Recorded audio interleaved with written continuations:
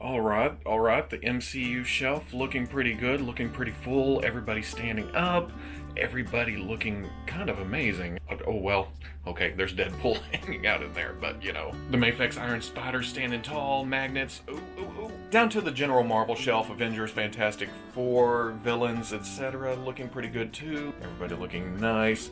Ooh, Fin Fang Foom. You're looking sweet. But then down to the Spider-Man shelf, and what has happened here? Just everybody, there was a domino effect, okay? It happens sometimes. You could say this shelf is carnage.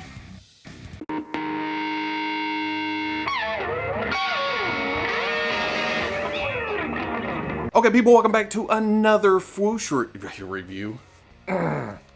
You don't know how many times I do that a week. Okay, people, welcome back to another Fwoosh Weekly. As always, I'm Robo, and today's episode's brought to you by Hasbro. Not directly sponsorship, but man, there's a lot of Hasbro stuff to talk about. Or, well, if it's not Hasbro, it's brought to you by the letter M. Unless we're talking about Storm Collectibles and Street Fighter, but you get what I'm going for, right? Take, for instance, Hasbro not even waiting for San Diego Comic-Con to announce their next wave of Transformers Siege figures. And hell, we're talking about December for these coming out. Hasbro is not screwing around this year. Well, I say December, I mean, I keep forgetting, like I talked about last week, that we're already into June of this year. It's just flying on by, and pre-orders for 2020 are like, man, it's so far away. But then it's only 7 months. Leader Class Astro Train looks fantastic. I never picked up other, well, like I've talked about before, I've never picked up a lot of previous iterations of any of these characters because Siege was the one that caught my eye. So getting Astro Train, perfect. But I kind of feel like he's out of scale, isn't he? I mean, there is no way that you can fit the whole battered and bruised Decepticon army into this shuttle mode, can you? Voyager Class Ape Face brings another triple changer to the line. There's his, well, ape mode. There's his aircraft mode. And even his face mode. Ape face, I get it. But he is also a headmaster. His head transforms into Spasma. Deluxe Spinister transforms into a Cybertronian helicopter, while Crosshairs is pretty much reuse of Ironhide. But don't even care, this color scheme right here, ooh, that looks amazing on this figure. Like I said, these all hit in December, or at least that's the estimated arrival time, but we'll probably see more of these next month at San Diego Comic-Con. Speaking of Transformers, people have been finding the Transformers Siege Springer at their local Walmarts, along with Dorkside Toys now having Jetfire in stock and shipping. That's a lot of Transformers. Hasbro also went ahead and, ahead of San Diego Comic-Con, announced their Walgreens exclusive Power Rangers Lightning Collection Mighty Morphin, where am I going with this? Dragon Shield Black Ranger. Now remember when you were a kid trying to explain to your dad or your uncle about something that is near and dear to your heart and they're just kind of staring at you like, That's kind of how I feel about Power Rangers, because I know in the comment section people will be like, well, this Ranger isn't exactly supposed to have this weapon, it comes from this other Ranger, and then the character, and then you come along, and it's the love interest of this Season 8 character, but the bad guys from Season 4.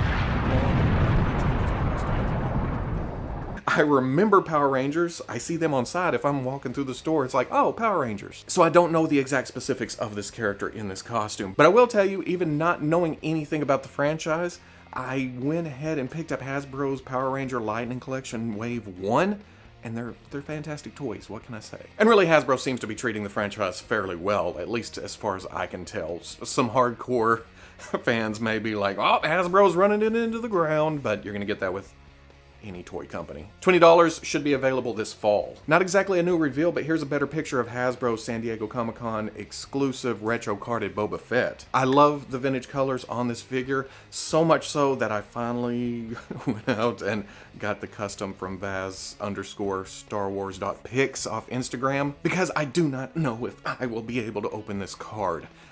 Hasbro, with this retro carded thing, they got me. They have me. I like playing with my plastic. The packaging is just means to transport it to me without all these other grubby hands all over my toys, but I'll be damned. There's something, it's hits me right in the nostalgia, just right here. When I first saw this, I thought, man, they really blew out the colors on the card, but I think it's foil, like the Episode 1 cards from this Celebration, and then the Pilot Luke from a couple, well, no, Celebration before that, wasn't it? Going back to the Celebration promo pics where it was first revealed, you noticed there was no tray inside the bubble, which you knew wasn't going to stay like that. They were going to put a tray in there to keep the figure and the weapons from flying around inside the package. But you'll also notice in that first picture that it came with Boba Fett's rifle and then Boba Fett's pistol. In this new picture, they've replaced the pistol with an E11, just like the original vintage figure. Oh, Hasbro Linux, San Diego Comic-Con, I'm coming for you. And I will be getting this. They said this will also be available on Pulse afterwards, and then at various shows throughout the year. Hasbro's also been kind of revealing fan channel exclusives weekly for the past month or so. They've skipped a couple, and there was a couple that wasn't, well, there was at least one that wasn't a figure, and that would be the Monopoly set. But this week, their reveal is the Marvel Legends Punisher War Machine prop replica helmet. Not a figure, but damn, just retro carding. And then prop replicas. Cheap, that I can afford, you know? I've always thought, oh man, it would be cool to have an item from this game or movie or comic book that I could hold, well, I can't wear them. Helmets, head too big to fit inside any kind of helmets that they put out. But these are affordable. These are cool. Looks like reuse of the movie Iron Man helmet, but man, you paint a Punisher skull on anything, and I'll probably wear it. Or at least display it in my hobby / office / pile of junk room. $105 will ship around October or next week, given how much product Hasbro is dropping on us all at the same time. Overseas pictures of X-Men Retro Wave have popped up, pictures of the X-Force Wendigo Wave have popped up, and overseas pictures of the Walgreens exclusive Marvel Legends Emma Frost have popped up. And with this, we get a little surprise. We didn't know this was coming, even though it seems like Hasbro has been doing this more and more, including a character's head in another character's action figure release. In this case, we get an old school Hellfire Club White Queen head with this more modern take on Emma Frost. Now you can either pop this head onto the body with the black suit, or you can go hunting for some custom fodder. What did I do with that extra Typhoid Mary? Now with this popping up overseas, I'd give it a few weeks, maybe a month, and we'll start seeing Emma Frost in our Walgreens, or well, some of our Walgreens. They've been very spotty with distribution there. And here's a couple of more new pictures of Hasbro's San Diego Comic-Con exclusive retro carded Hulk. As we discussed last week, this reuses the body from the Hulk in the 80th anniversary Hulk and Wolverine set. It has different hands, it has a different skin tone, much darker than the Gamma Green from the 2-pack, and then of course a more modern head. And that poor pipe just mangled all to hell. We see the back of the card, again retro carded, again.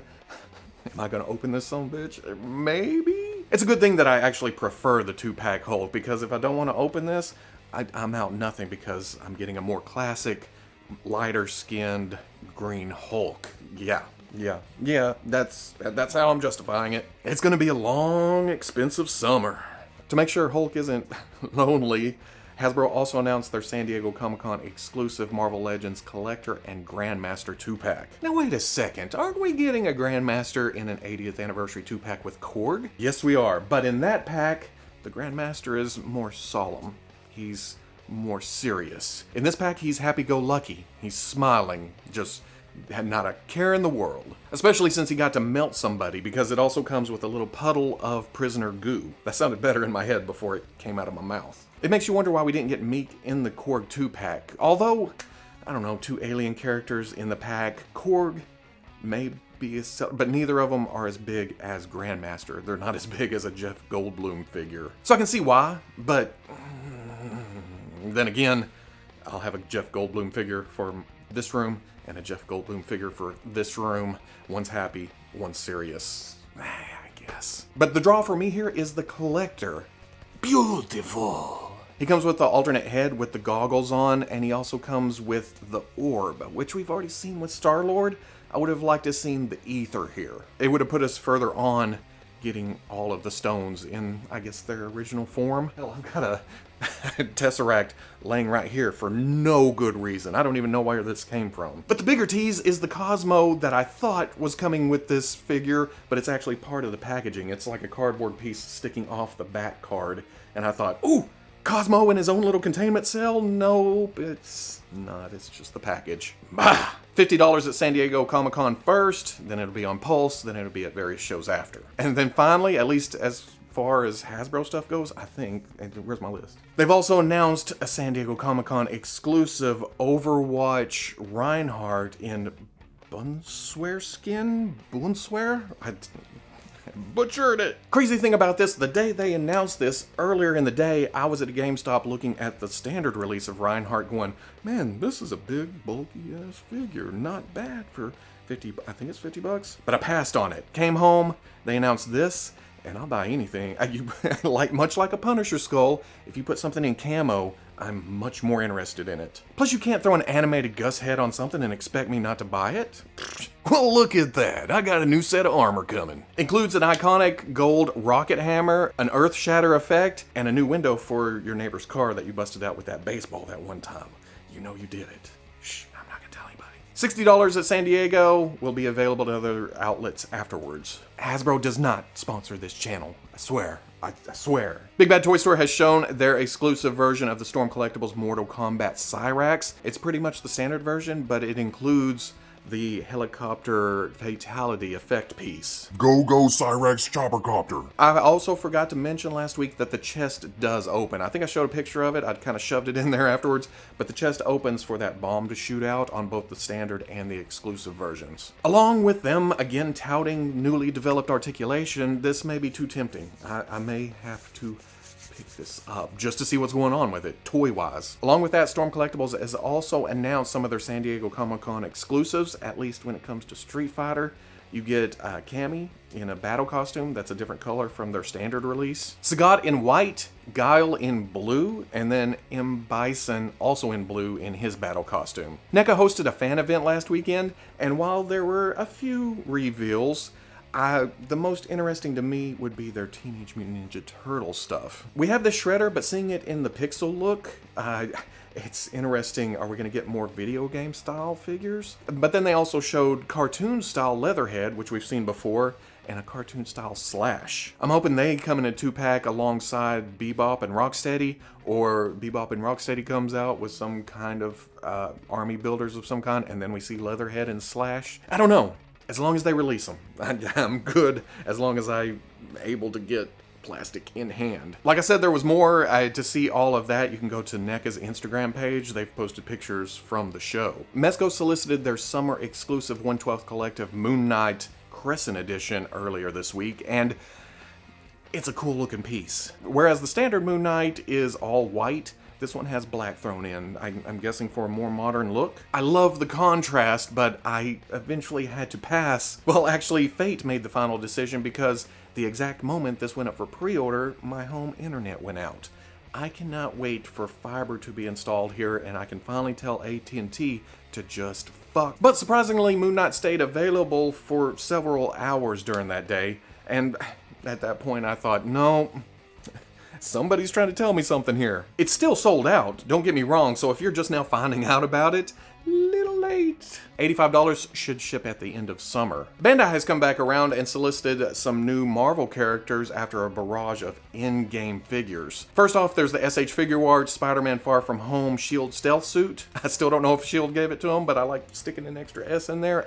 Alliteration is fun. Or as somebody said this week, vocabulary. I dig this design. It's kind of a mix of symbiote with the Homecoming homemade suit without the actual symbiote tendrils and such, and then without the baggy pajamas of the homemade suit. It's techie, but not Stark level techie. I don't know, it just seems like a nice grounded suit. Includes several sets of hands, several webs, several eye pieces that can be switched out to give him different eye openings, and you can also mix and match those to put one squinty eye, one wide open. But then there's also an alternate head with the goggles flipped up, and you can see Peter Eyes underneath. Peter Eyes? Along with that, Bandai also solicited an SH Figuarts Avengers Infinity War Scarlet Witch. This is one of the many prototypes we saw last year at Tamashii Nations and then Tokyo Comic Con.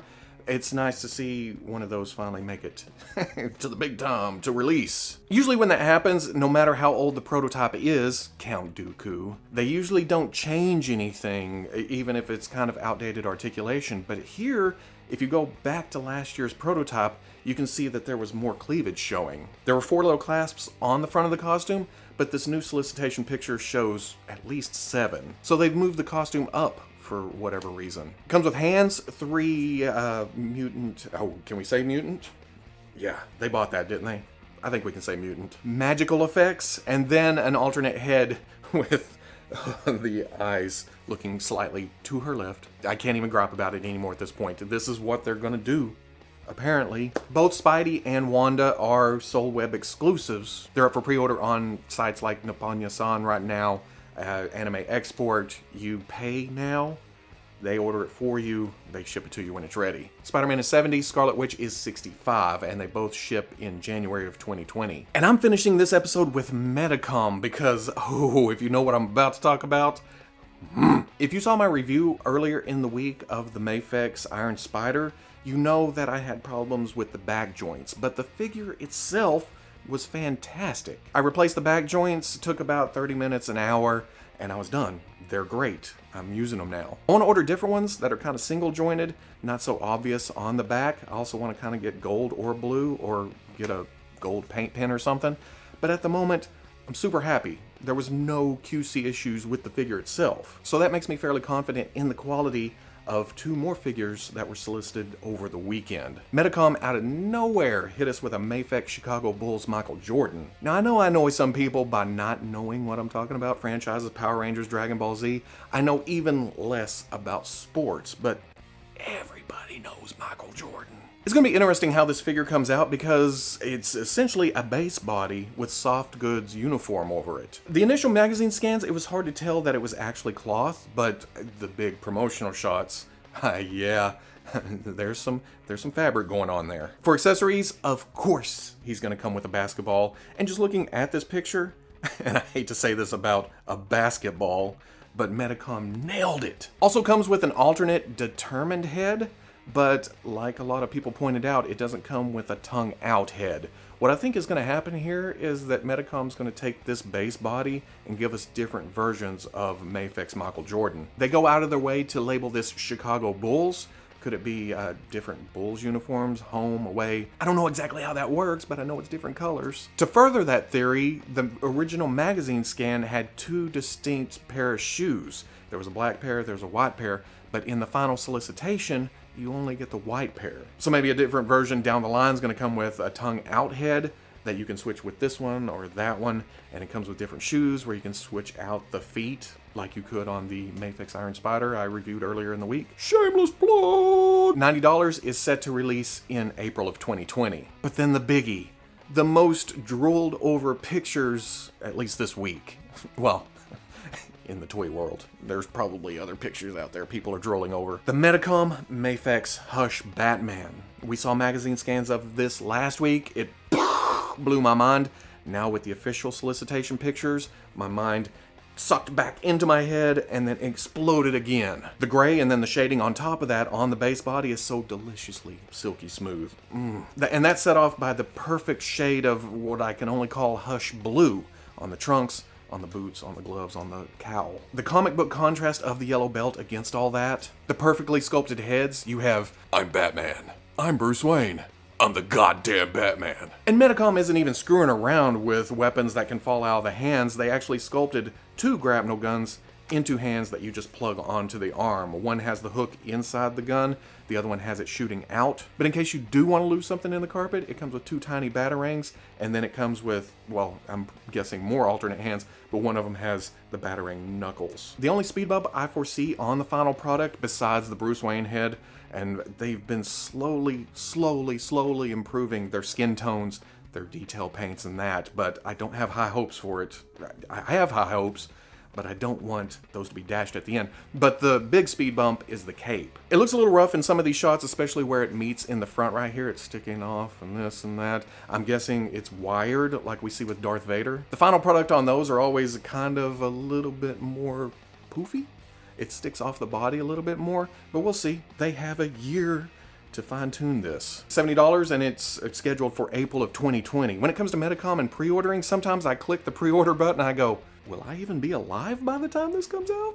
But this gives me high hopes for other DC characters in the Mafex line. Can we see more Hush characters, or even just general DC? Will I finally get a good Superman for my shelf? If it matches this Batman, holy moly. And that is it for this week. The San Diego Comic-Con train is coming down the tunnel, and we're running, and it's dark, but we see the light, and it's like, oh, we gotta get to the end. But at the last moment, we just turn around and bring forth the Comic-Con. Until then, we'll just keep on talking about toys. As always, all of these pictures and probably more will be on the Fwoosh front page tomorrow at noon.